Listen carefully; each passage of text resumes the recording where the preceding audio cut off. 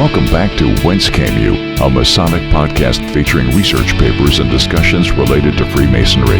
Here's your host, Brother Robert Johnson. Welcome back. This is episode number 426. Well, we are here. It is the end of the year. After this episode, we will not have another episode for 2 weeks. I know it's going to be hard for you guys. Just kidding. It's going to be hard for me. I don't know what I'm going to do. Probably just catch up on email like I said I was going to do. This week we've got a great program. I've got a wonderful piece from the Illinois Lodge of Research, the Triple Tau and Freemasonry, a deep dive into some really great occult symbology. I think you're going to really like it. In addition, just a little bit of news. We'll catch up on some of that. And if we have time, I'm going to read a piece that is kind of a reread, if you will, of something I read several years ago, but it's in context to something that's going on in my life right now. And we've also got a brand spanking new Masonic Minute with illustrious brother Stephen L. Harrison. So first things first, I got to pay the bills. Please consider supporting this show. You do that through going to wcypodcast.com, click on support the show. We've got 3 ways to do that. We have 3 tiers when it comes to producing this show. You can contribute $2 a month, $5 a month, or $10 a month on the platform of your choice, whether that's PayPal, subscriptions, or you can do it through Patreon as well. All the links are there on Support the Show. You can see what you get. I'll put your name on the website forever, unless you tell me not to. A thank you card in the mail, and even a producer's pin will come to you in the mail, along with the other 2 items as well. So consider doing that. The largest thank you in the world goes out to our current supporters. We have a list of folks who are actively supporting us, as well as people who have supported us in the past. And so my heart goes out to you guys and everybody out there. If you are enjoying this program today, then thank yourself and all of the other folks who are assisting in producing this podcast, because we can't do it without you. So there's that. We have a couple other ways to support the program. You can straight buy a producer's pin if you want, or a Mason's Lady decal. I think I said it last time, but I've only got 1, maybe 2 left. I think it's just 1.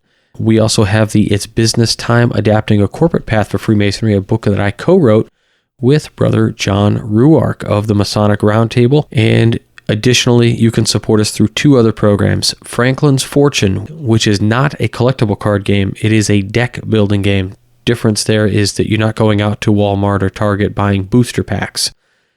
Everything you need to play is in the box, and it's fantastic. I want you to go to the website, wcypodcast.com, click on Our Friends, click on Franklin's Fortune, read all about it. If you use the promo code WCY, you get $5 off your order.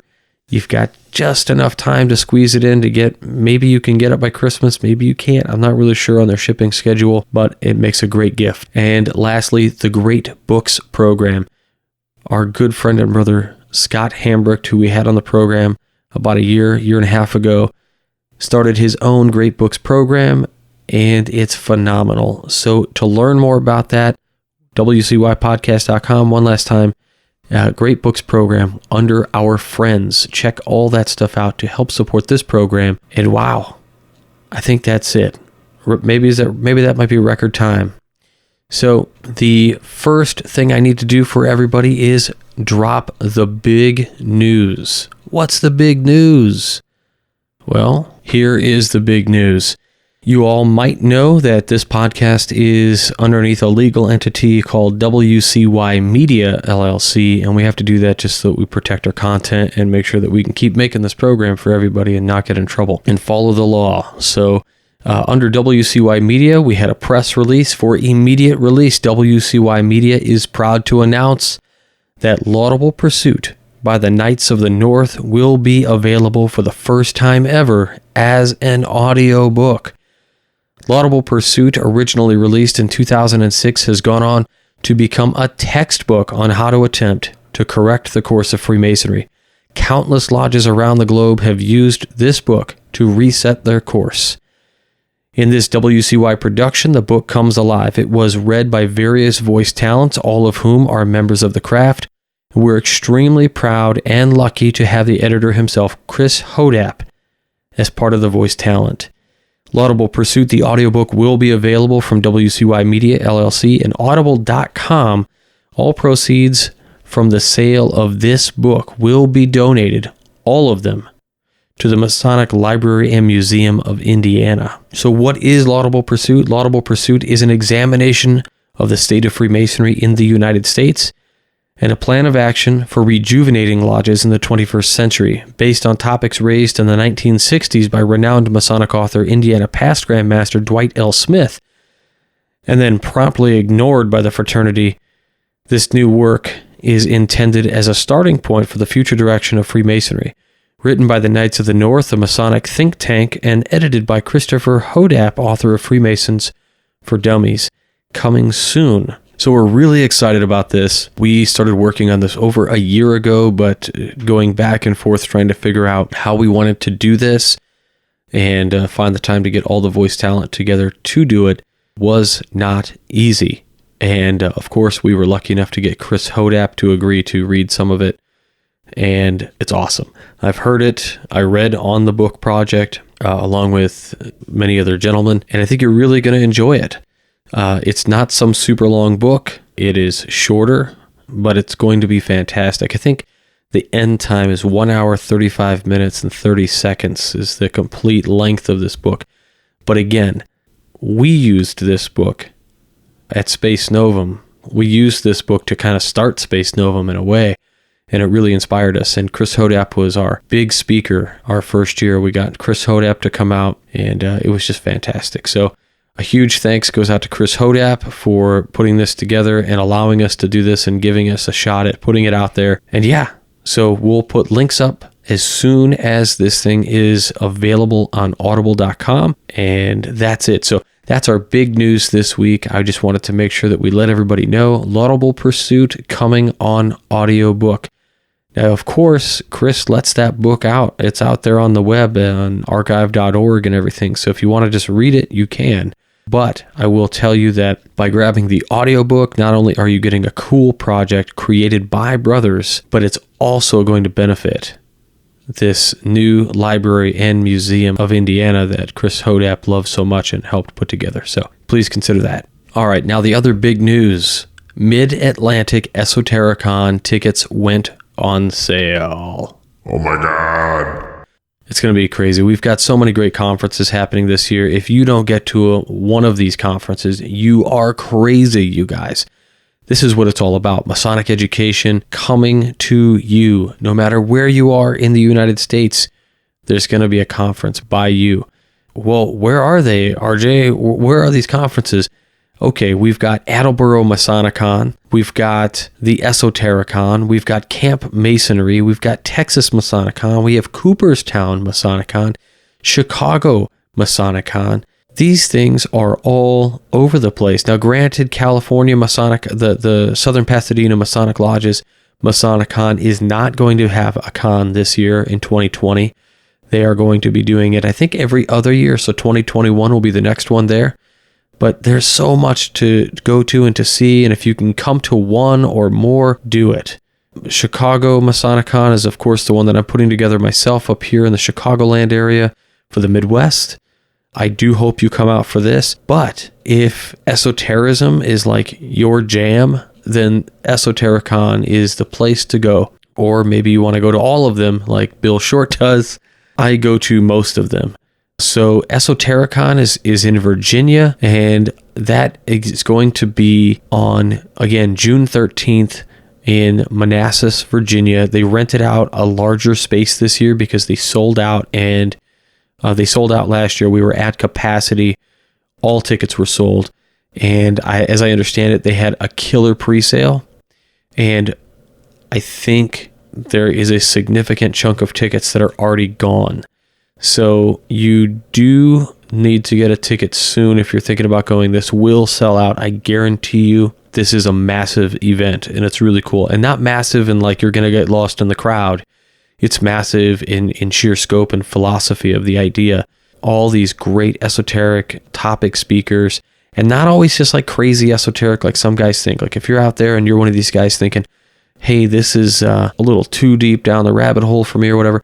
It's not all like that, right? Like some of this is philosophy, some of this is contemplative in nature, really good stuff. And I'm fortunate to know all of the speakers already. And all I can say is, wow, get on it. If you are thinking about having a chunk of time in June there to be able to go to a conference and you can make it to Virginia, do it. It's going to be really cool. Oh, and I'm definitely going to go to this con. So I'll be there. And just like last time, I'm bringing my wife again. I'm going to get her to come out and we'll hang out and have a beer on Friday, I think. All right, let's get into this week's education. We're going to start it off with a piece by my friend and brother, Bill Whitus, who is a member of Evanston chapter number 144, Royal Arch Masons. And he wrote this piece about the Triple Tau, I want to say 2013, or maybe it was 2012, because it was published in 2013 in the Illinois Lodge of Research.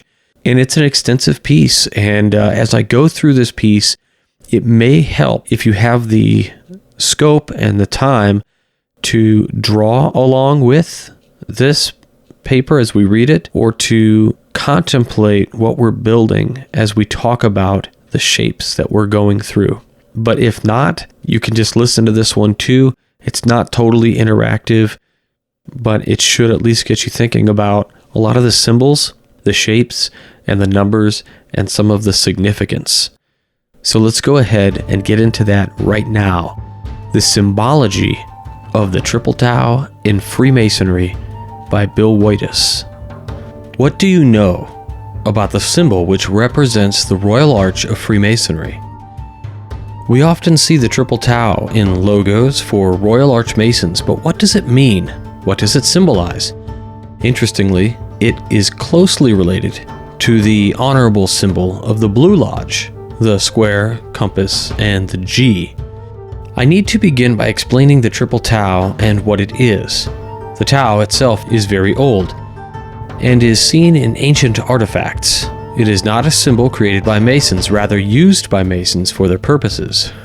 It has deep and profound meaning, which I will try to illustrate in this paper. English Royal Arch Masons acknowledges 6 lights, 3 lesser and 3 greater, which are explained in our Blue Lodge degrees. These lights are arranged in equilateral triangles, each of the lesser bisecting a line formed by 2 of the greater, thus geometrically dividing the greater triangle into these 3 lesser triangles at its extremities and forming a 4th in the center, all equal and equilateral. This symbolic arrangement is related to the mysterious Triple Tau mathematically, which has 2 right angles at each of its exterior lines and 2 at their union in the center. In all, 8 right angles, corresponding in number to the 4 triangles. To illustrate, 4 triangles equals a total of 720 degrees. Each single triangle consists of 180 degrees. 8 right angles, 90 degrees, totals 720 degrees, which is the equivalent of 4 triangles. This shows that the Triple Tau is a cryptic representation of the 6 lights and the pattern in which they are placed. Additionally, the pattern in which the 6 lights are placed and the Triple Tau contain the same number and sizes of lines, just arranged in a different manner. There are 3 long lines and 3 short lines which make up both symbols. This was often used to conceal reference to the symbol in the 17th and 18th centuries. This shows how the Triple Tau ties into Freemasonry by relating it to the arrangement of the 6 lights of English Freemasonry. Now, we need to take it one step further and show the deeper meaning of the mystic symbol. We will do this by relating it to a school of mystical philosophy known as Neoplatonism. Neoplatonism is a 19th century term for a philosophy which began in the 3rd century, based on the teachings of Plato and other Platonists. 2 of the earliest contributors are believed to be Plotinus and his teacher Ammonius Saccas. Plotinus taught that there is a supreme, totally transcendent One, containing no division, multiplicity, or distinction, beyond all categories of being and non-being. His One cannot be any existing thing, nor is it merely the sum of all things, but, quote, unquote, is prior to all existence. Plotinus identified his One with the concept of good and the principle of beauty.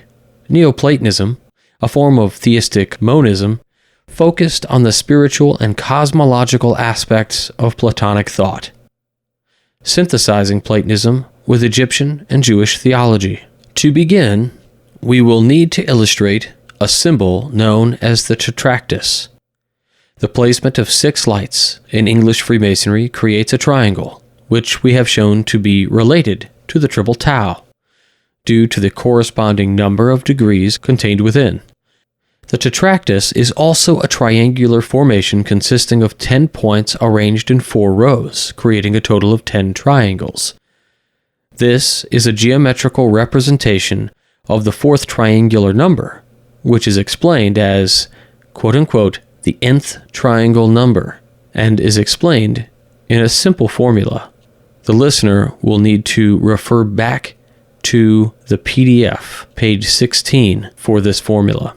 The triple tau creates 4 triangles. The 4th triangle number equates to the number 10, which is the Pythagorean representation of the Tetractys. So for our listeners, really quickly, I will interject. Imagine 4 dots across, 4 dots up, and the other side 4 dots up to create this triangle with 1 dot in the center.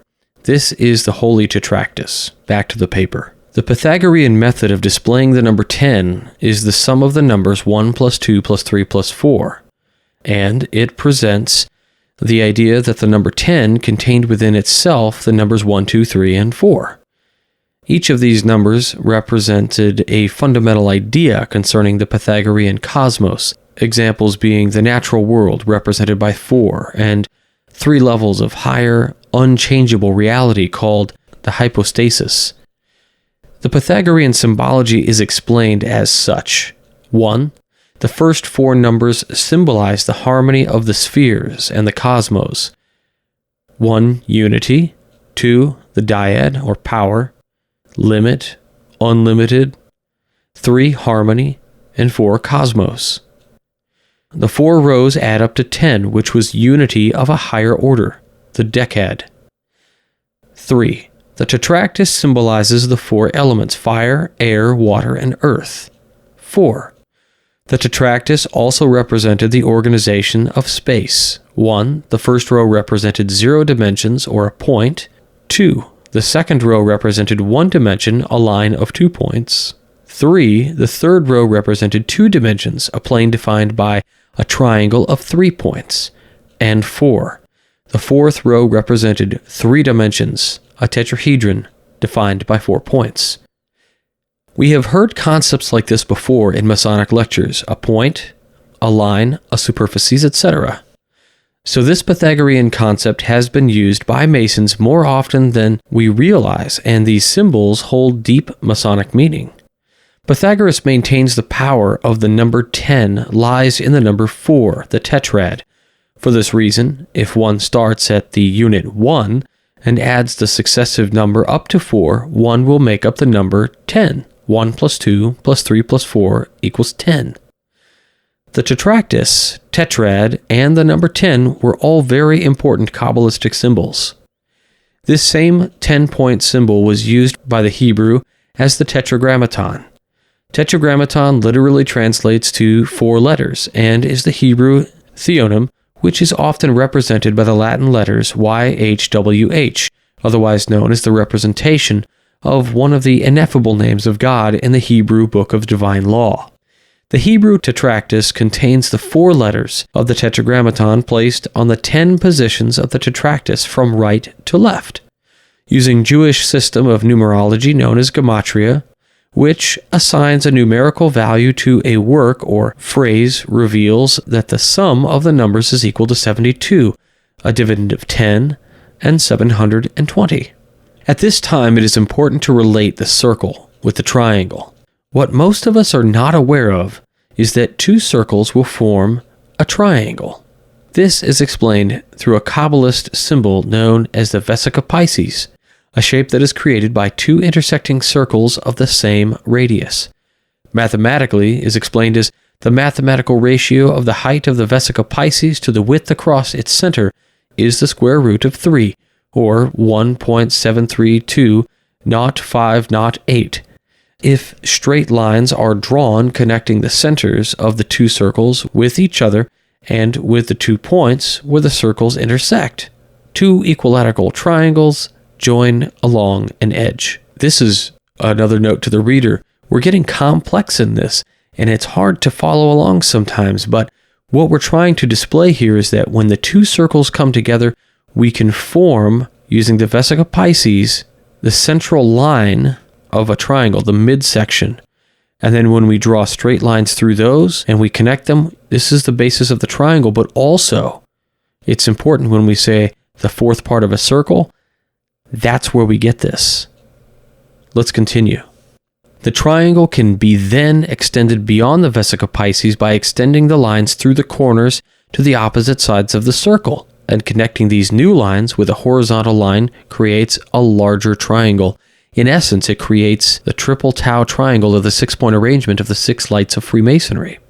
Again, complex stuff, but we have to remember, this is essentially the language of God. Is it not? Mathematics, the rules of the cosmos. It's crazy stuff. Let's get back in. I have discussed the importance of the numbers 4 and 10, the circle, Vesica Pisces, and the triangle, as well as how the symbols have meaning in Kabbalah. We will now tie all of these separate aspects together into one very important symbol, the Sefirot, or the Emanations. Geometrically, this is represented by 4 circles placed together in a position which creates 3, an important number in Masonry, Vesica Pisces. This creates a grouping of 10 enumerations, or emanations, through which God reveals himself and continuously creates both the physical realm and the chain of higher metaphysical realms. The 10-stage Sefirot, in a singular, each stage is called a Sefirot, is quite similar to the Pythagorean Platonic concept of the holy Tetractys in description. It's often referred to as a representation of the tree of life due to the positioning of the Sefirot. The Kabbalist Sefirot teaches us that there are 4 planes of existence. One which relates to the divine plane, one which relates to the celestial plane, one that relates to the astral plane, and one which is the earthly plane. Platonists later associated the 4 planes with the elements, divine as fire, celestial with air, astral with water, and earth with earth. Later in the 5th century, Proclus Licinus proved an association with the concept of geometric progression as such: divine fire with a point, celestial air with a line, astral water with a superficies, and earth with a solid. His works are too detailed to summarize, but this will suffice for the purpose of the paper. There is a 5th plane, which is referred to as deity, or the universe, which encompasses all, and is represented by the Sefirot as a whole. In essence, the divine contains the point from which all light emanates, and is united with its source. Divine Chakma, one of the Sefirot, or the trait wisdom, that something can be created from nothing. The geometric progression as provided by Proclus brings that to the plane in which we exist on Earth as a solid. Solids are related to the symbology of the triple Tau through the concept of Platonic Solids, which are explained by Euclidean geometry as regular convex polyhedron. The faces are harmonious, regular polygons with the same number of faces meeting at each vertex. There are exactly 5 solids which meet those criteria. Each is named according to its number of faces.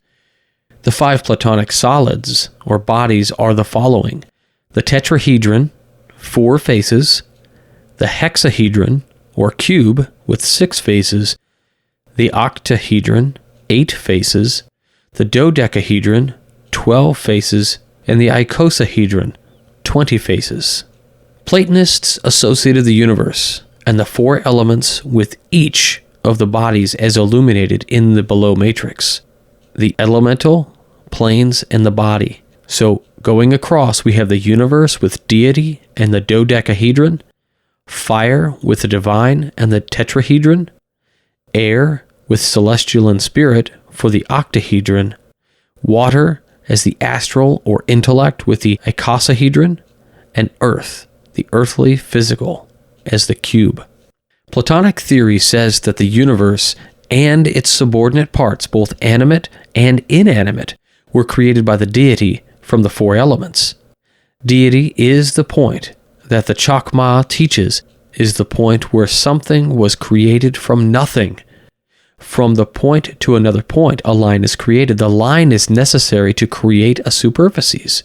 The foundational superficies which can create a solid from itself is the triangle, rather the Tetractys. The Tetractys, which we proved is formed by a single triple tau, is folded upon itself to form a tetrahedron. The triple tau is a symbolic representation of the superficies necessary to create the first three-dimensional Platonic solid. The 6 lights are a pattern for the tetrahedron. Each body is subsequently formed by a multiple of triple tau, such as 9 on the triple tau is the dodecahedron, 1 the tetrahedron, 2 octahedron, 3 icosahedron, and 5 the cube. We have related the tetrahedron to the divine, which is represented by the point. The Kabbalah teaches us that from the point everything is created. Platonic theory tells us that the universe and its subordinate parts were created by the deity from the four elements. The four elements are related to the 4 planes of existence and are thus considered the building blocks of the universe.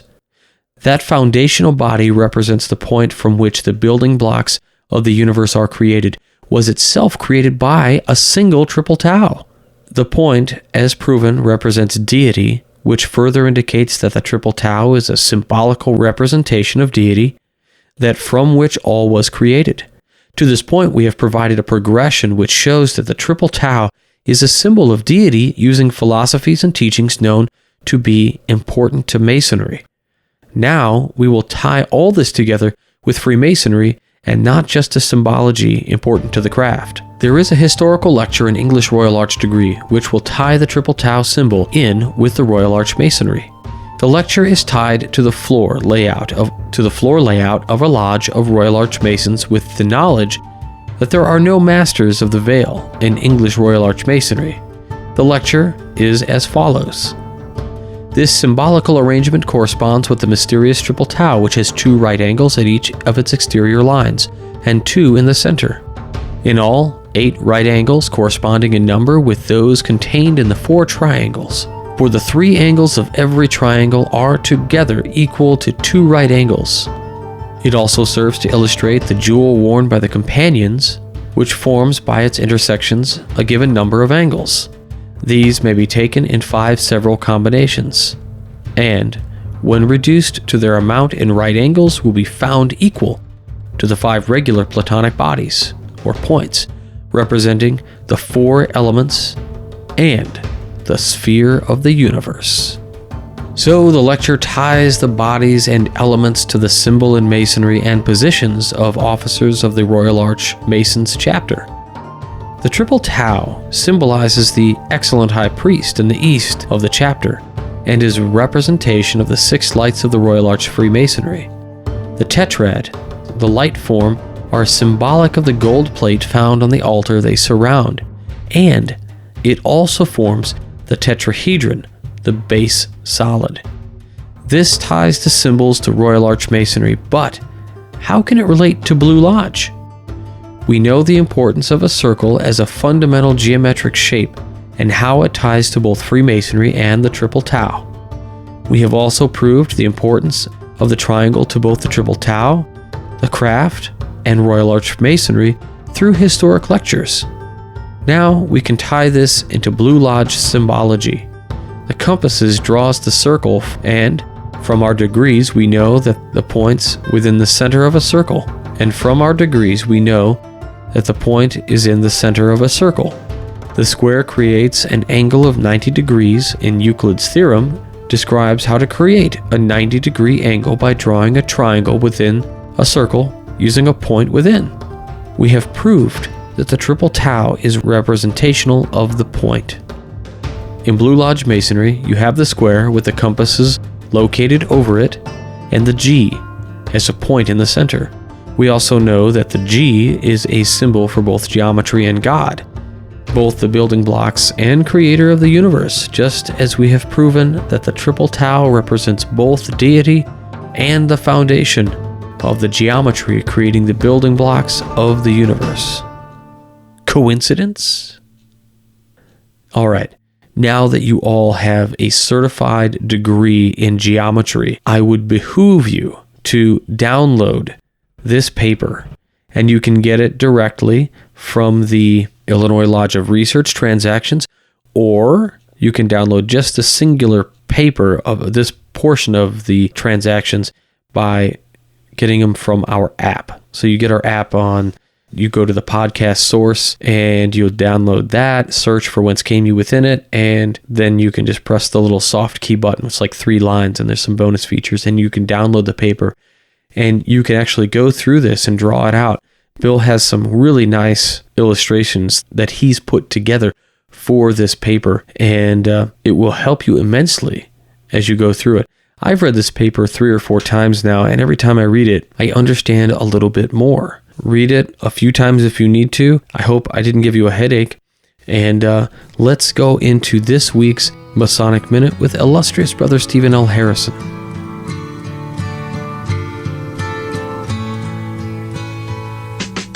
Not long ago, at the close of one of the Masonic bodies where I am a member, a brother stood up and gave us that ubiquitous reminder. Don't forget, we need petitions. I could make this a long diatribe by listing the reasons I joined the fraternity.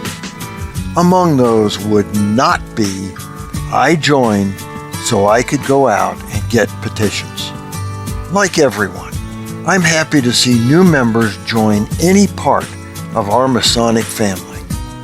To me, a new member means a new friend, a new opportunity to share all the aspects of Freemasonry, new support for our programs and services. Unfortunately, when I hear, go out and get more petitions, it translates in my cynical mind to get more dues, get more donations, more money, and more dishwashers for the kitchen crew. If they breathe, drag them in and sign them up.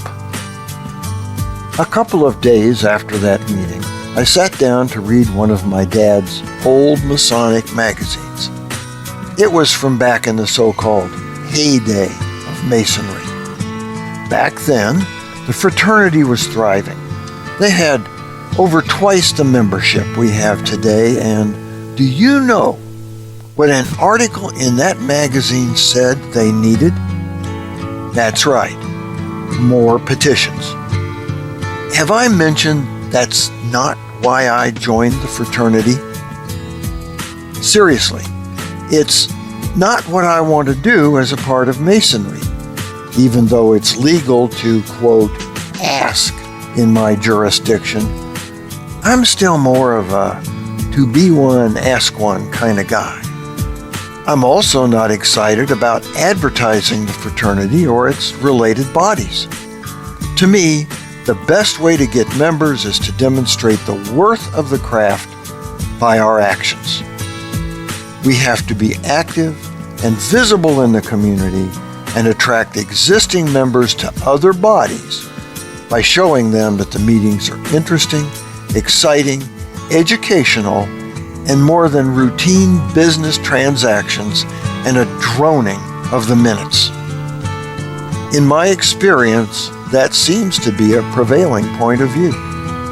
I know because many times we discuss it among ourselves while the secretary is droning on, reading the minutes. For the Whence Came You podcast, this is Steve Harrison with the Masonic Minute.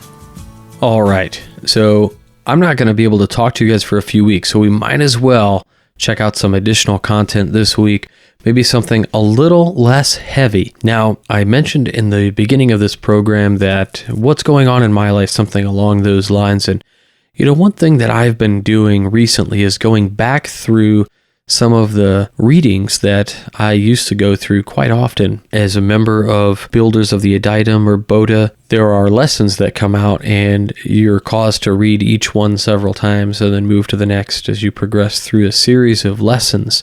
And I started rereading all of my lessons in the hopes of greater understanding of some of the really cool philosophical truths that are contained within. And I'm not trying to sell BOTA, but if you're interested, shoot me an email and I can tell you a little bit more about what BOTA entails. But several years ago, my good friend and brother, my own lodge brother, actually, my marshal for Spes Novum is James E. Frye. He wrote an 8-part series on the Occult Lodge.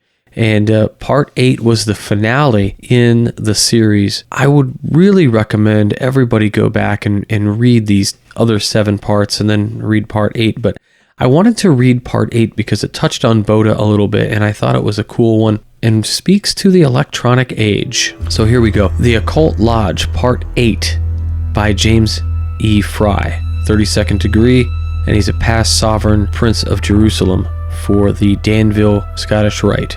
Again, before I read this, I have read this on the show in the past, but it is a good piece, and in light of my current situation, I thought I would read it again. The ancient mystical order of the Rosicrucis, or Amorc, is one of the more popular orders. This washed-down Rosicrucian system has claimed to be founded by Sir Francis Bacon, but in actuality was formed in 1909 by Harvey Spencer Lewis. Lewis claimed to be initiated into a Rosicrucian order in France, in which he received permission to transport these teachings in an American order. Amorc tends to appreciate the Egyptian motif and has a fantastic foundation in alchemical symbolism in its system. But over the recent years, it has become more New Age focused. Still though, Amorc has a plethora of information and education programming available to those who are interested. And for a beginner in esotericism, they are an excellent starting point. But if Rosicrucianism isn't quite your thing, maybe Martinism is. The traditional Martinist order, or the TMO, is considered by many Martinist groups to be the bane of Martinism due to their openness with Martinist teachings and the accessibility to its programs. Martinist teachings focus on being an unknown superior, and they value their discreteness due to its roots in the French Gnosticism. But the TMO is open for all to apply, aiding you with teachings rooted in the works of St. Martin. They offer do-it-yourself mail-order degrees that allow you to make Martinism your own experience. Even many Golden Dawn groups will offer astral initiations on prospective members who are not in travel distance to an active temple. Another education-focused program one could peruse is the Builders of the Adytum, or BOTA, founded in 1922 by Freemason and occult writer Paul Foster Case. BOTA has been heavily influenced by both the Golden Dawn and ancient craft Masonry. BOTA is organized into regional study groups, which focus on the outer porch work, which contains a correspondence of programs which is rooted in the main aspects of the Western Mystery School Kabbalah, Tarot, Alchemy, and Hermetics. But after completion of this first order, the student is presented an option to continue into the second order, or porch work. This second order is an initiatic school that uses the tarot as a basis for the aspirant to attain spiritual advancement. Over the years, the Occult Lodge has been largely reduced to online study and mail-order programs that promise occult secrets but do not provide a community to support one's practical application of this knowledge. But what can Masonry learn from the Occult Lodge? Are we doomed to the same fate? With online education programs and Scottish Rite degrees on DVD, it is hard not to recognize that Masonry is following this trend. What can be learned from this occult lodge is that we must also provide an esoterically minded Mason with a community open to them using Masonic teachings and symbolism as a spiritual tool. Remember, there is nothing stopping Masonry from being an individual spiritual path except the individual's perception of its symbolism. So, if you get an occult-minded young man interested in Masonry for its mysteries, embrace him like a brother. Chances are good his interest in the esoteric has made him feel shunned by society or even church. This might be why he seeks out Masonry, to find that spiritual truth that he's not found in any other group. Allow him to make Masonry into a system that promotes their own enlightenment. Young men like this need local lodges to fill the void because the occult lodge, for the most part, has faded into obscurity. But still, somewhere, they will always exist. In the dark corners of our mind, in the back of occult shops, or deep in the woods, there still are secret groups dedicated to spiritual awakening. Just as always, they have been hidden in plain sight. Alright, so a couple of points within this. I want to point out where Jim says watered down or a washed down Rosicrucianism system is amorph. I don't quite agree with that, and I don't think Jim does anymore either. So take that into consideration. I would focus more on his point that it is an excellent starting point, and in fact is a pretty good system. But also, if you are involved in AMORC or amorph, I would not, and if you have hopes of joining a Rosicrucian order in regular Freemasonry, I would not make it known that you're an amorph member because it is highly unlikely you will be invited to become a member of a Rosicrucian order within regular Masonry if they know you're a member of AMORC or amorph. There's contention there. And speaking of occult shops and hidden in plain sight, here in Illinois, I have a wonderful place that you can go. It's the Theosophical Society headquarters. They have a wonderful Theosophy section of books. The main building is still there. It's beautiful. It's well kept. It's not like dilapidated or anything. And I just went there, in fact, with the guy who directed and engineered Laudable Pursuit for us on audiobook. And he and I spent an hour or so in the bookshop. I picked up a few books for my kids.